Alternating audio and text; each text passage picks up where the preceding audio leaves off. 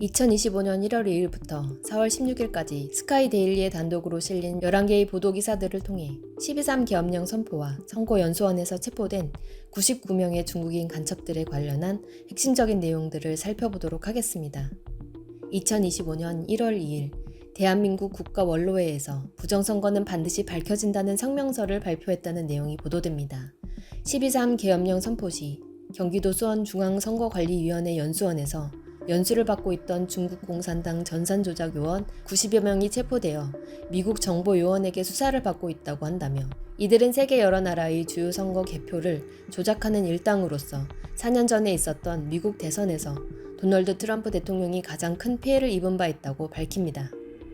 2025년 1월 16일 기사 내용입니다. 12.3 비상계엄 당일 우리 계엄군은 미군과 공동작전으로 선거연수원을 급습해 중국 국적자 99명의 신병을 확보했으며 검거된 이들은 미군 측에 인계했고 체포된 중국인 간첩들은 모두 99명이며 평택항을 거쳐 일본 오키나와 미군 기지로 이송된 것으로 보인다는 내용입니다.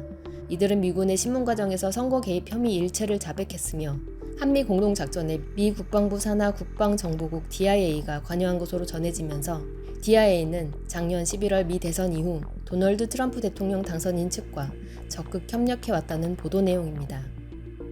2025년 1월 16일 내용입니다. 미 국방정보국 DIA 관계자는 윤 대통령이 미국 측 신문 결과와 국제 카르텔의 동태를 파악하기 위해 국내 정보기관을 통해 미 국방부와 국방부 산하 DIA에 접촉했다는 내용, 그리고 윤 대통령은 지난해 대통령실을 예방한 에이브릴 헤인스 국가정보국 국장과도 부정선거에 관한 정보를 교환하는 등 다방면에서 국제 카르텔의 실태를 간파하기 위해 주력하였고, 당시 트럼프 당선인은 한국에서 체포된 중국 간첩단의 미군 측 신문 정보를 윤 대통령에게 전달하기 위해 특사를 보낸 사실도 확인했으며, 특사였던 한국계 유진유 전 조지아 연방 하원의원 공화당 후보는 트럼프에게 윤 대통령과의 접견 내용을 보고하였다는 내용을 밝히고 있습니다. 2025년 1월 18일 기사입니다. 당시 선거연수원에서 붙잡혀 미국으로 압송된 IT 정보기술 전문 중국인들이 선거 조작 외에 우리나라 댓글 조작에도 관여했다는 자백을 미 정보 당국이 신문 과정에서 확보했다는 내용에 덧붙여 이들이 프로젝트 목인으로 알려진 인공지능을 접목한 매크로를 개발해온 사실을 확인하였고, 이 모기는 AI를 훈련시켜 사람처럼 댓글을 다는 고도화된 매크로의 일종이며 중국 공산당이 막대한 연구 개발 비용을 투자해 개발해온 것이라는 내용을 보도합니다. 2025년 1월 20일 추가된 기사 내용을 보면 지난해 선거관리연수원에서 체포한 중국인 간첩들이 선거 조작과 우리나라 댓글 조작에 관여한 사실에 덧붙여 문재인 정부의 중국 친화 정책으로 버젓이 한국 정부로부터 혜택까지 받아온 사실과 이들이 외국인 연수생 신분을 가장해 한국에 체류하는 동안 6개월을 주기로 교체되면서 이 중 일부가 업무에서 제외된 후 실업급여를 받아온 것으로 드러난 내용을 밝히고 있습니다. 그리고 2025년 1월 20일 기사를 보면 국내에서 검거된 중국인 간첩 혐의자 중 우선 체포 대상 인물이 주일 미군 기지를 거쳐 미국 본토로 압송되었음이 보도됩니다.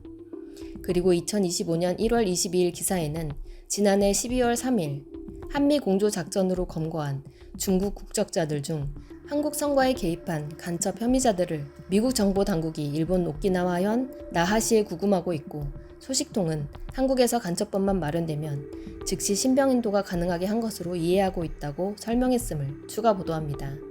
2025년 1월 30일에는 미국 공화당 도널드 트럼프 대통령 자문위원인 김회창 성교학 박사를 통해 미 국무부로부터 한국에서 체포된 중국 간첩단의 미국 압송은 팩트인 것으로 확인되었음이 보도됩니다.